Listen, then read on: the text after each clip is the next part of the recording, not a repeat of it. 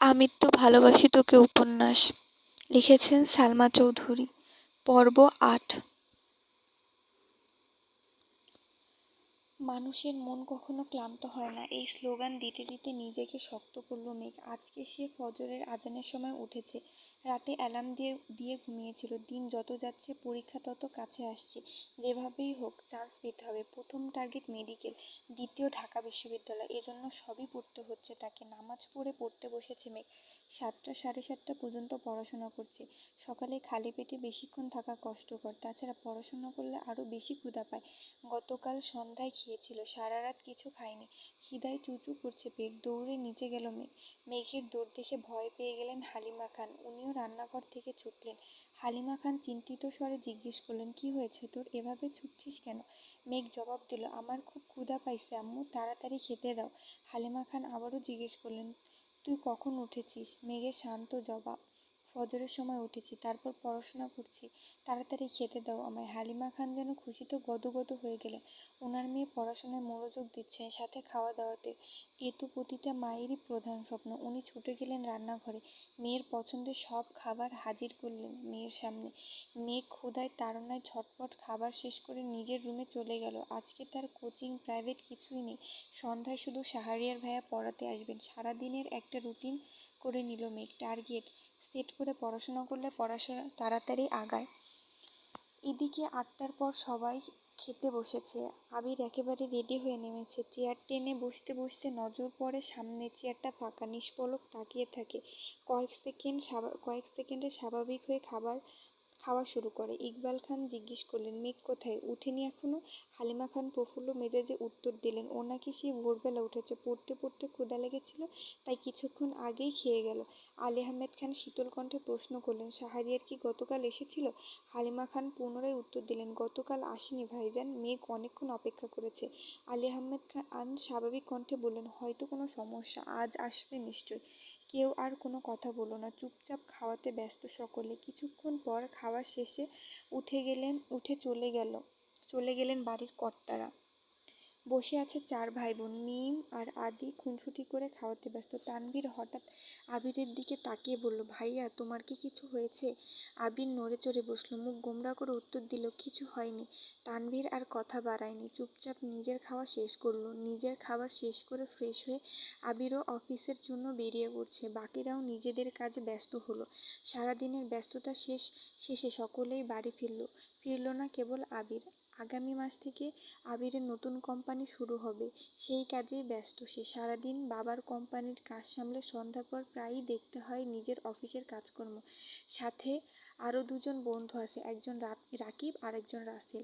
আবিরের পরই তাদের পোস্ট। আবিরের অবর্তমানে তারাই সামলাবে কোম্পানি। কয়েক বছর আগে থেকেই আবিরের সাথে প্ল্যান করে রেখেছিল, এটারই পূর্ণতা পেতে চলেছে। এদিকে গতকালের ন্যায় আজও পড়ার রুমে অপেক্ষা করছে মেঘ, কিন্তু শাহরিয়ার ভাইয়া আসার কোনো খবর নেই। এই পৃথিবীতে কারোর জন্য অপেক্ষা করার মতো কষ্ট আর কিছুতেই নেই। অধৈর্য হয়ে রাগে ফুঁসতে ফুঁসতে মেঘ বড় আব্বুর সামনে গিয়ে দাঁড়ালো। আলী আহমেদ খান সোফায় বসে কফি খেতে খেতে টিভি দেখছিলেন। মেঘ জিজ্ঞাসু চোখে তাকালো বড় আব্বুর দিকে, তারপর আস্তে করে বলল, ভাইয়া কি পড়াতে আসবেন না?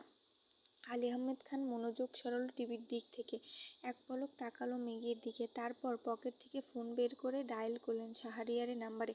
প্রথমবার রিসিভ হলো না, দ্বিতীয়বার রিসিভ হলো। আলী আহমেদ খান জিজ্ঞেস করলেন, তুমি আসছো না কেন, পড়াবে না? শাহরিয়ার শীতল কণ্ঠে উত্তর দিল, আঙ্কেল আমার জন্য বাসাটা দূরে হয়ে যায়, সময় মেনটেন করাও একটু সমস্যা, তাই আর আসতে পারবো না, সরি। আলী আহমেদ খানের জবাব, তাহলে তুমি এই কথাটা প্রথম দিনই জানাতে পারতে। শাহরিয়ার গম্ভীর কণ্ঠে উত্তর দিল, একটু অসুস্থ ছিলাম আঙ্কেল, হাসপাতাল থেকে আজই ফিরেছি, আপনাকে সময় করে ফোন দিতাম আমি। আলী আহমেদ খান উদ্বিগ্ন কণ্ঠে শুধালো, কি হয়েছে তোমার? শাহরিয়ার ঠান্ডা কণ্ঠে বলল, তেমন কিছু না, হালকা ব্যথা পেয়েছি, দোয়া করবেন আঙ্কেল, আল্লাহ হাফেজ। আলী আহমেদ খান বললেন, সাবধানে থেকো, আল্লাহ হাফেজ। আলী আহমেদ খান মেঘকে জানালেন। মেঘ কি বলবে বুঝে উঠতে পারল না, ঠায় দাঁড়িয়ে রইল সোফার পাশে। তখনই সিঁড়ি দিয়ে নামছিল তানভীর। মেঘের কাছে দাঁড়িয়ে প্রশ্ন করলো, এখানে দাঁড়িয়ে আছিস কেন? মেঘ মাথা নিচু করে পাতলা অধর নেড়ে চেড়ে বলল, শাহরিয়ার ভাইয়া পড়াবেন না আমায়। তানভীর কপাল গুটিয়ে বলল, তাতে মন খারাপ করার কি আছে, মানুষের সমস্যা থাকতেই পারে। চোখ মেঘ চোখ তুলে তাকালো ভাইয়ার পানে। তানভীর বড় আব্বুর দিকে তাকিয়ে পুনরায় বলল, আমার একজন পরিচিত আপু আছে, উনি খুব ভালো পড়ান শুনেছি। আপনি অনুমতি দিলে আমি কি কথা বলে দেখব? আলী আহমেদ খান তানভীরের দিকে তীক্ষ্ণ দৃষ্টিতে তাকালেন। হয়তো মনে মনে ভাবলেন, যেই ছেলে জীবনে পড়াশোনা করেনি সেই ছেলে আবার বোনের জন্য টিউটর খুঁজছে। মুখ ফুটে বললেন, দেখো তোমার মতো গর্দভ হয় না যেন। তানভীর হাসি মুখে বলল, এবার দু একদিন পড়ার পর মেঘের যদি মনে হয় পড়বে তাহলেই ফিক্সড করবো। আলী আহমেদ খান এবার যেন স্বস্তি পেলেন, সহজভাবে বললেন, ঠিক আছে, কালকেই আসতে বলো তাহলে। তানভীর আর কথা না বাড়িয়ে চুপচাপ বাসা থেকে বের হয়ে গেল। মেঘ ও নিজের মতো বই খাতা নিয়ে রুমে চলে গেল। আজ মঙ্গলবার। মেঘ রেডি হয়ে একেবারে নিচে নামলো। ক্লাসের টাইম 30 মিনিট এগিয়ে দিয়েছে, তাই তাড়াতাড়ি যেতে হবে। খাবার টেবিলে বসে তাড়াহুড়োয় খাবার খাচ্ছে মেঘ। সামনের চেয়ার ফাঁকা, এতেই যেন মেঘের স্বস্তি কাজ করছে। রবিবারের ধমক খাওয়ার পর থেকে মেঘ ইচ্ছে করে আবিরের থেকে দূরে দূরে থাকতে চাইছে। এইদিকে আবির 8টার দিকে না খেয়ে অফিসে চলে গেছে। নিজের অফিসের কাজ শেষ করে তারপর আবার আবার বাবার অফিসে যাবে। মেঘও খাবার শেষ করে কোচিংয়ের উদ্দেশ্যে রওনা দিল। 2টায় মেঘ কোচিং থেকে এসে ফ্রেশ হয়ে খেতে বসেছে। দুই লুকমা মুখে তুলতেই কারো পায়ের শব্দ। ফিরে তাকায় মেঘ। আবির খাবার টেবিলের দিকে আসছে, অমনি মেঘের গলায় খাবার আটকে গেছে। খাবার গিলতে পারছে না মেয়েটা, কোনো রকমে পানি দিয়ে খাবারটা গিলল। এদিকে আবির বেসিন থেকে হাত ধুয়ে এসে মামনিকে খাবার দিতে বলল। বসলো মেঘের বিপরীতে রাখা চেয়ারটাতে। মেঘের চিবুক নামলো গলায়। দৃষ্টি তার প্লেটের দিকে। মনে মনে আল্লাহ আল্লাহ করছে মেয়েটা। হাত পা কাঁপাকাঁপি শুরু হয়ে যাচ্ছে। দুদিন পালিয়ে থেকেও লাভ হলো না। বারবার কানে বাজছে রবিবারের সেই কথাটা। এমন থাপ্পড় দিব যার দাগ 1 মাসেও যাবে না। কে চায় স্বেচ্ছায় মায়ের খেতে? কোনোরকম খেয়ে সরে পড়লেই বাঁচে সে। খাওয়ার গতি বাড়ালো। নাকে মুখে খাচ্ছে মেঘ। আবির ক্ষিপ্ত দৃষ্টিতে তাকালো মেঘের দিকে। কপাল কুঁচকে গম্ভীর গলায় বলল, কি হয়েছে তোর? মেঘের নিঃশ্বাস আটকে আছে, গলা শুকিয়ে কাঠ, সারা শরীরে কম্পনের মাত্রা তীব্র হলো। কথা বের হচ্ছে না মুখ দিয়ে, কিন্তু আজ তাকে বলতে হবে। হিটলারের মুখোমুখি হতে হবে তাকে। নিজেকে নিজেই সাহস দিল। মেঘের সরল স্বীকারোক্তি, কিছু হয়নি আমার। আবির কিছু বলতে গিয়েও গিলে ফেলল কথাটা। তার মধ্যে হালিমা খান আবিরের খাবার নিয়ে এসেছেন। আবির খাওয়ায় মনোযোগ দিল। হালিমা খান আবিরের উদ্দেশ্যে বললেন, সকালে কিছু খেয়েছিলি বাবা? আবির গুরুভার কণ্ঠে উত্তর দিল, খাইনি। হালিমা খান কিছুটা চিন্তিত কণ্ঠে বললেন, সকালে খেয়ে গেলেই পারতিস, একটু দেরি হলে না হয় হতো। আবির কোনো উত্তর দিল না। মেঘ মনে মনে ভাবছে, আমায় যে লোক হুমকি দেয় ঠিকমতো খেতে হবে, সে নিজে যখন না খেয়ে থাকে তখন তাকে কেন কেউ ধমক দেয় না? সব দোষ এই মেঘের। থাকবই না এই বাড়িতে। উঠতে চাইলো টেবিল থেকে, তৎক্ষণাৎ চোখ পড়ে আবির ভাইয়ের দিকে। আবির মাথা নিচু করে খাচ্ছে। এখন উঠতে গেলে নিশ্চয়ই ধমক দিয়ে আবার বসাবেন, কে জানে আবার থাপ্পড়ই না মারে। এসব ভেবে মেঘ আবার বসে দ্রুতগতিতে খাওয়া শেষ করে। আবির রাগে এক প্রকার চিৎকার দিয়ে উঠল, একটা থাপ্পড় দিব তোকে, এভাবে খাচ্ছিস কেন? মেঘ সহসা থমকে গেল। ধমকে চোখ টলমল করছে তার। মুখে ভাতগুলো কোনোরকমে গিলল। মনে মনে ভাবল, আমাকে থাপ্পড় দেওয়ার এত ইচ্ছা আপনার? আবিরের থাপ্পড়ের ভয়ে দুদিন যাবৎ খাবার টেবিলে সবার সাথে খায় না মেয়েটা। কে জানতো এই দুপুরবেলা আবির ভাই অফিস থেকে বাসায় চলে আসবেন। জানলে হয়তো আগেই খেয়ে নিত, না হয় আবির ভাই খাওয়ার পর খেতে আসতো। যে কেন এই মানুষটা তার সামনে আসে, কেনই বা এত রাগ দেখায়, ভেবে পায় না মেঘ। হঠাৎ মনে পড়ে যায় ঘুম থেকে উঠে বলা স্লোগানটা। মেঘ মনে মনে বিড়বিড় করলো, আমার মন একমাত্র আমার নিয়ন্ত্রণে চলবে, মেঘ ভয় পাবে না আবিরকে। তারপর স্বাভাবিকভাবে প্লেটের ভাতগুলো শেষ করে হাত ধুয়ে সিঁড়ির দিকে যেতে নেয়। সোফার কাছে পর্যন্ত যেতে মিম আর আদি দৌড়ে এসে জাপটে ধরে মেঘকে। আকস্মিক ঘটনায় কিছুটা ঘাবড়ে গেল মেঘ। তারপর স্বাভাবিক কণ্ঠে বলল, কি হয়েছে তোদের? মিম ফিসফিস করে মেঘকে বলল, আপু প্লিজ আবির ভাইকে বলো না আমাদের নিয়ে বাইকে ঘুরতে, কখনো বাইকে উঠিনি, প্লিজ বলবা? মেঘ মেঘ কোনো কিছু না ভেবেই বলল, আমি বলতে পারবো না। আদি বলে উঠল, প্লিজ প্লিজ আপু, আমরা বলার সাহস পাচ্ছি না, প্লিজ তুমি একটু বলো না। মেঘ আবারও গম্ভীর কণ্ঠে জবাব দিল, আমি পারবো না বলতে। তোদের ঘুরতে ইচ্ছা করে তোরা বল। মেঘ মনে মনে ভাবছে, তোরাই সুখে আছিস, আমাকে তো উঠতে বসতে থাপ্পড় মারার হুমকি দিচ্ছে। আমি এবার এটা বললে নিশ্চিত এখনই খাবো থাপ্পড়টা। আবিরের খাওয়া শেষ। এদিকে আসতে দেখে মেঘ তাড়াতাড়ি রুমে চলে যেতে যাচ্ছে, কিন্তু আদি আর মিম আরও করুণ স্বরে বলল, প্লিজ আপু তুমি বলো না। এবার মেঘ রেগে কটমট করে বলে, আমি বললাম তো পারবো না। মিম আর আদি এবার চুপসে গেল। মেঘ মেঘ আর এক মুহূর্তও দাঁড়ালো না, সিঁড়িতে উঠায় ব্যস্ত। আবির বিষয়টা লক্ষ্য করছে। আবির আদিকে জিজ্ঞেস করে, কাকে কি বলতে বলছিস ওকে? মিম শ্বাস টেনে সাহস নিয়ে বলল, ভাইয়া আমাদের আপনার বাইকে নিয়ে ঘুরাবেন প্লিজ। মেঘ সিঁড়িতে উঠতে উঠতে ফিসফিস করে বলছে, হিটলার নেবে বাইকে তোদের, সেগুড়ে বালি। আবির কণ্ঠ তিনগুণ ভারী করে উত্তর দিল, আমার বাইকে কাউকে উঠাবো না। কিছুদিন পর তানভীরকে বাইক কিনে দেবে, তখন তখন তোদের নিয়ে ঘুরবে। আদি আহাম্মক বনে প্রশ্ন করে বসল, তুমি তানভীর ভাইয়াকে নিয়ে ঘুরো না?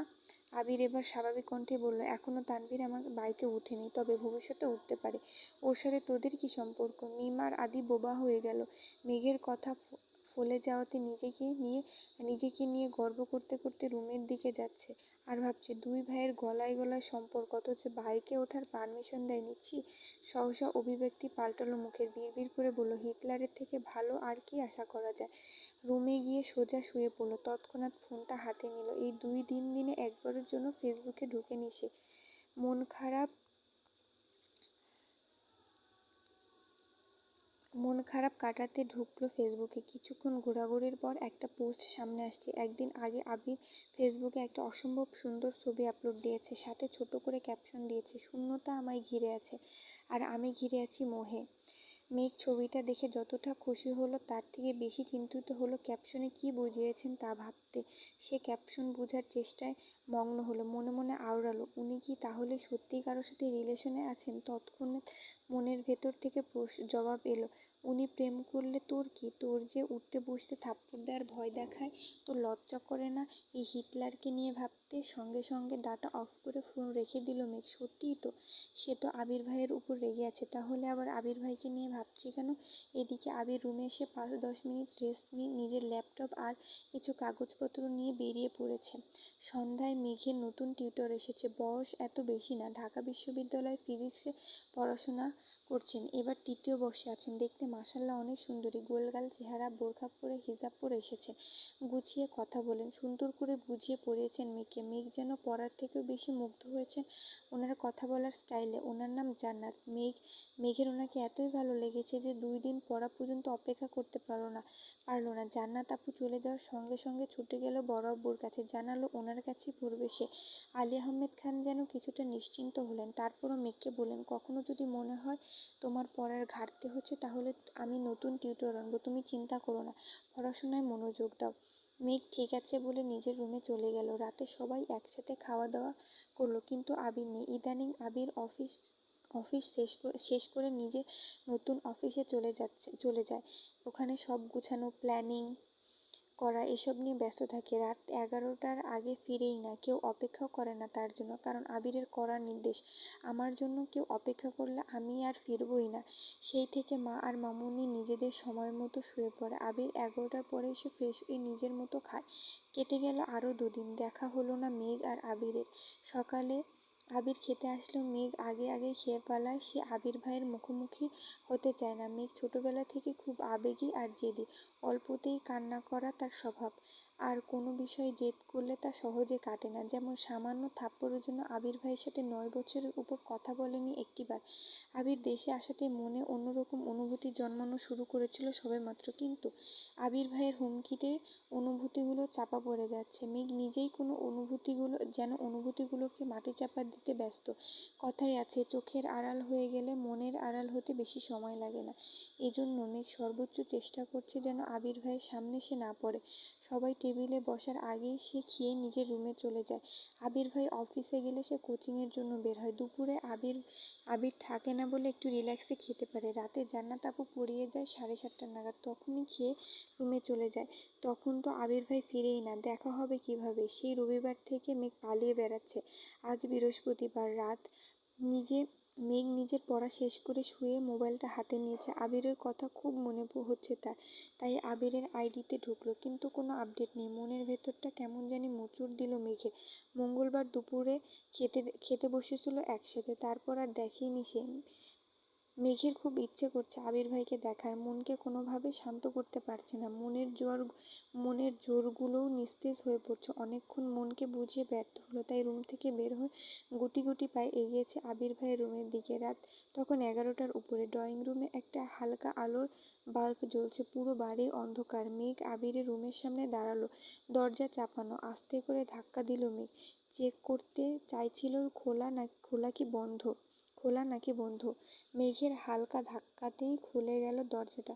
কিছুটা ঘাবড়ে গেল মেঘ। যদি আবির ভাই রুমে থাকেন তাহলে আজ থাপ্পড় নিশ্চিত। তাই তাই দুগালে হাত দিয়ে আস্তে আস্তে উঁকি দিল রুমে। রুমের বারান্দায় বাল্ব জ্বলছে, সেটার আলোয় রুমে আসছে। মোটামুটি আলোকিত হয়ে আছে রুমটা। আবির কোথাও নেই। বিছানা টান টান করে পাতানো, টেবিলে বই খাতা কাগজপত্র এলোমেলো, সাথে একটা ল্যাপটপে আলো জ্বলছে। চেয়ারের উপর 2-3টা কাপড় এলোমেলো পড়ে আছে। ছেলেদের রুম সচরাচর যেমন হয়। মেঘ মনে মনে ভাবছে, আবির ভাই কি এখনো বাসায় ফেরেনি? নিজের রুমের দিকে ফিরে এক কদম এগুতে কানে ভেসে আসে গানের সুর। দাঁড়িয়ে পড়ল মেঘ। মনে মনে মনে ভাবছে, গান কি গাইছে? আবির ভাই নয় তো? আবারও ঘুরে গুটি গুটি পায়ে এগিয়ে গেল সিঁড়ির কাছে। মেঘ এই জীবনে কোনোদিন সন্ধ্যার পর ছাদে যায়নি। সবাই গেলেও যায় না, ওর ভয় লাগে। সন্ধ্যাবেলা নাকি ছাদে টানারা ঘুরে বেড়ায়। সারা রাত ছাদেই থাকেন, এ ভয়ে ছাদে পা বাড়ায় না সেদিকে। সিঁড়ির কাছে এসে থমকে দাঁড়ালো মেঘ। এই গান কি তারারা গাইতেছেন আমাকে আকৃষ্ট করে নেওয়ার জন্য? যাবে কি না এটাই ভাবছে মেঘ। বুকে সাহস নিয়ে 2 কদম এগিয়েছে মেঘ। একটু উকি দিয়ে দেখলো ছাদের দিকে। ছাদের গেট খোলা। এটা দেখে মনে সাহস পেল মেয়েটা। তারারা গান গাইলে গেট খোলার কি দরকার? তারপরও আল্লাহ আল্লাহ করে এগোচ্ছে মেঘ। গেটের কাছে এসে বুকে হাত রেখে উকি দিল ছাদের দিকে। ছাদের এক কর্নারে নজর পড়ল, সিঙ্গেল সোফার উপর হেলান দিয়ে বসে আছে একজন। চাঁদের উপর থেকে মেঘ সরে যেতে স্পষ্ট বোঝা গেল এটা আবির ভাই। মেঘ স্তব্ধ হয়ে দাঁড়িয়ে পড়ল। এত রাতে আবির ভাই ছাদে কি করেন? কৌতূহল হলো মেঘের। আগে কি গান গেয়েছেন তা মেঘ বুঝতে পারেনি। নিচ থেকে শুধু সুরটা শুনেছে। এখন আবির ভাই নীরব। কয়েক মুহূর্ত পর আবির আবার শুরু করলো, ছোট্ট বুকে মেঘ জমিয়ে কেন রে কাঁদিস পাখি, তুই ফিরবি বলে আমি কেমন সন্ধ্যা নামায় রাখি, ছোট্ট তোর এই ওমের ডানায় নাক ঘষতে দিবি কি, বুকের ভেতর খুলকুলিতে একলা পাখি হবি, তুই বুকের ভেতর বুলবুলিতে একলা পাখি হবি। মেঘ উদ্বিগ্ন নয়নে তাকিয়ে আছে আবির ভাইয়ের দিকে। ছেলেদের গান শিখতে হয় না, তারা খালি গলায় গান গাইলেও যেন অসম্ভব সুন্দর লাগে। মেঘ মুগ্ধ হয়ে আবিরের গান শুনছে। আবির ভাই একই লিরিক্স বারবার গাওয়াতে গানে মনোযোগ দিল মেঘ। নিজে প্রশ্ন করল মেঘ, এই গান কাকে উদ্দেশ্য করে গাইছেন উনি? আমাকে নিয়ে নয় তো? এতটুকু বলতেই মুখে হাসি ফুটে উঠল মেঘের। তৎক্ষণাৎ মনে উঠল, উনি আমাকে নিয়ে কেন গান গাইবেন? আমি কে? তানভীর ভাই তো সেদিন বলল আবির ভাইয়ের জীবনে কেউ আছে। তাহলে কি তার কথা ভেবেই গাইছেন? সঙ্গে সঙ্গে হাসি গায়েব হয়ে গেল। নিস্তব্ধ আঁখিতে তাকিয়ে আছে সে। বুকের বাঁ পাশে হালকা ব্যথা অনুভব করছে। ওনার মনে সত্যি অনেক দুঃখ না হয় এমন গান কেউ গায়? এর মধ্যে আবির ভাইয়ের গান থেমে গেল। কিছুক্ষণ নীরব থেকে পকেট থেকে একটা সিগারেট বের করে ঠোঁটে ধরল। আগুন দিয়ে জ্বালালো সেই সিগারেট। এদিকে মেঘের মাথায় আকাশ ভেঙে পড়ছে। নিজের চোখকে বিশ্বাস করতে কষ্ট হচ্ছে। আবির ভাই সিগারেট খান? দাঁড়িয়ে থাকার শক্তিটুকু পাচ্ছে না মেয়েটা। অকস্মাৎ দরজার এখানেই বসে পড়েছে সে। মেঘের জাতশত্রু হলো সিগারেট। যেখানে সিগারেটের গন্ধ মেঘ সহ্য করতে পারে না, সিগারেটের গন্ধে তার শ্বাসকষ্ট হয়ে যায়, সেখানে আবির সিগারেট খাচ্ছে, এটা যেন মেঘ মানতেই পারছে না। ওষ্ঠ্যদয় উল্টে নীরবে চোখের জল ফেলছে। যাকে সে মিস করছিল, এতক্ষণ তাকে দেখার জন্য উদ্বিগ্ন ছিল, তাকে খুঁজে এসে এরকম একটা দৃশ্য দেখবে তা সে কল্পনাও করেনি। অষ্টাদশীর মন্ত্রা নির্মমভাবে হত্যা করছে আবির। আবির ভাই অষ্টাদশীর মনে বসন্তের ফুলের মতো আর ফুটবে না। আবিরের প্রতি রাগ হলো মেঘের। রাগের সাথে কান্নার মাত্রাও বাড়তে লাগলো। ছাদের দরজার পাশে বসে ফুঁপিয়ে ফুঁপিয়ে কাঁদছে মেঘ। নিজের সান্ত্বনা দেওয়ার কোনো ভাষা খুঁজে পাচ্ছে না সে। আচমকা আবির মেঘের সামনে হাজির হলো। মেঘ তখনও কান্নায় ব্যস্ত। আবির গম্ভীর কণ্ঠে শোধালো, এখানে কি করছিস? পূর্ববর্তী পর্বগুলো দেখতে চাইলে ডেসক্রিপশন বক্স চেক করুন।